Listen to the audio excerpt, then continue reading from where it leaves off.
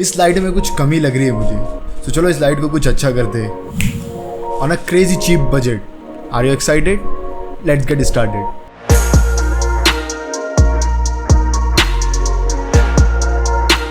So basically lighting is the very important part of any kind of cinematography. और अगर आप एक cinematographer हो तो आपको लाइटिंग गेम का तो पता ही होना चाहिए। और अगर आप लाइटिंग में ही अगर लैग कर रहे हो तो आप बहुत इमेच्योर फोटोग्राफर या सिनेमेटोग्राफर कहलाऊंगे। सो फर्स्ट ऑफ ऑल अपने कैमरे को ऑटो से मैनुअल पे शिफ्ट करो। ऑलवेज शूट इन मैनुअल, भगवान आपका भला करें। So my setting for this setup is ISO 500, aperture 1.4 और वाइट बैलेंस आप आपके हिसाब से सेट कर ले।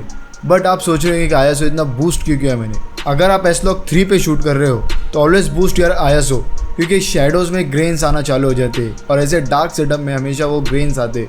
तो it is my advice you कि जब भी आप ISO बूम करोगे तो S-Log तो आपका मल्टीमीटर हमेशा 1.4 to 1.7 पे शो करना चाहिए। इसके लिए हमें ISO बूम करना ही पड़ता है। तो चलो अपने कैमरे को ऑटो से मैनुअल पे शिफ्ट करते। I know this is looking very weird and dark, but believe me guys, इसका मेन पार्ट आने वाला है, लाइटिंग। सो मुझे dark lights and moody lights बहुत पसंद है, just like Loki, cinematic and dark lights.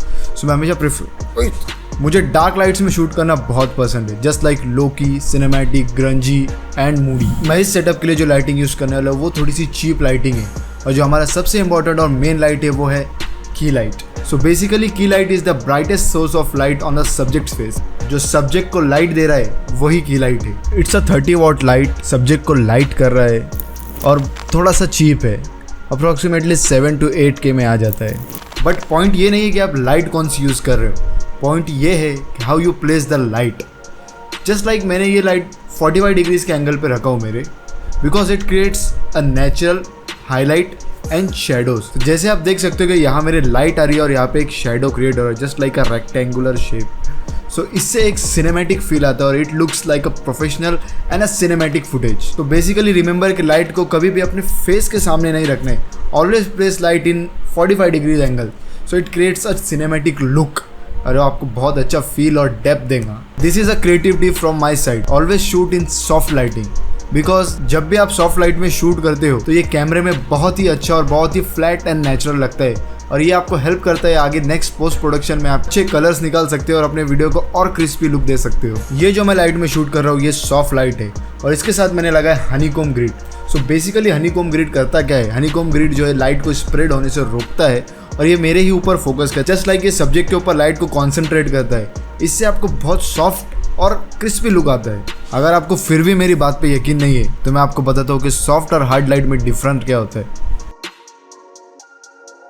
अगर आपने की लाइट को सेट कर लिया सॉफ्ट ऑफ करके, सो बिलीव मी कि आपने 70% लाइटिंग गेम को कवर कर लिया। So let's light the background.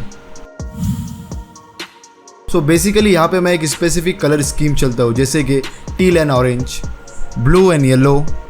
So this blue and yellow, teal and orange, reddish, aqua and yellow, ये सब कैमरे पे बहुत ही प्रिटी लगता है, because they are exactly opposite on the spectrum. मैं एक स्पेक्ट्रम का एक स्पेसिफिक वीडियो बनाऊंगा आप लोगों के लिए, जस्ट आप लोग कमेंट में बताओ मुझे कि वो वीडियो हमने बनाना चाहिए या नहीं। मेरा जो बैकग्राउंड है वो थोड़ा एक्वा एंड टील में है और इसके लिए मैंने एक स्पेसिफिक लाइट यूज़ करा जो थोड़ी सी चीप है। This is very cheap light, और ये लाइट का एक बेस्ट पार्ट है कि ये RGB लाइट है। बहुत अच्छी तो लाइटिंग नहीं देता है बट इससे काम चल जाता है। After doing the key light and background light separation, आपको दिख रहा होगा सब्जेक्ट और लाइट के बीच में सेपरेशन। आपको समझ में ही आ रहा होगा कि हम लोग ने लाइट्स के थ्रू कैसे सेपरेशन क्रिएट कर दिया। So now this is time for this.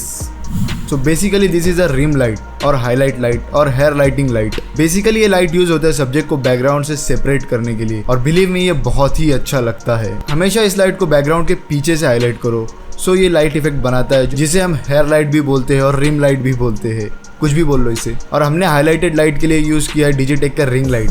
Basically ये कुछ 4-5 हज़ार का आता है, बट स्टिल ये बहुत अच्छा रिजल्ट दे रहा है और हमने इसका as a highlighted light use किया है। बेसिकली हमने इस लाइट को थोड़ा सा हार्श रखा है क्योंकि हमारी जो की लाइट है वो सॉफ्ट है, और इसका हमने थोड़ा सा केल्विन भी चेंज किया है। इसका थोड़ा कुछ 59000 है, इसका हमने कुछ ऑरेंज साइड में लेके गया है, सो इट मेक कॉन्ट्रास्ट। आप यहाँ पर भी रुक सकते हो, लेकिन हमने कुछ और भी किया है, icing on the cake. This is a practical light. Practical light मेरा सबसे फेवरेट लाइट है। ये ऐसा लाइट होता है जो बैकग्राउंड में होता भी और नहीं भी होता है। ये जस्ट हमें वाइब देने के लिए होता है कि इस फील के हम लोग के एक एटमॉस्फेयर के अंदर बैठे हुए हैं। और हम जो लाइट्स यूज़ कर रहे थे, key light, back light, rim light, ये सब बाहर से आ रहा था। लेकिन जो प्रैक्टिकल लाइट होता है वो फील देता है हमें कि ये एम्बियंस में ही था। प्रैक्टिकल लाइट के लिए आप कुछ भी यूज कर सकते हो। मैंने तो ये लाइट यूज किया जो 200 रुपए का है बस, वो भी मुझे एज अ गिफ्ट आया था। आप इसकी जगह कुछ भी यूज कर सकते हो, बल्ब यूज कर सकते हो, आपके कंप्यूटर की लाइटिंग्स यूज कर सकते हो, ये भी आपको सेम ही इफेक्ट देगा। तो फाइनली कंक्लूजन ये निकल के आता है कि throw the key light, light the background, throw the rim light and with the help of some practical light you can achieve this.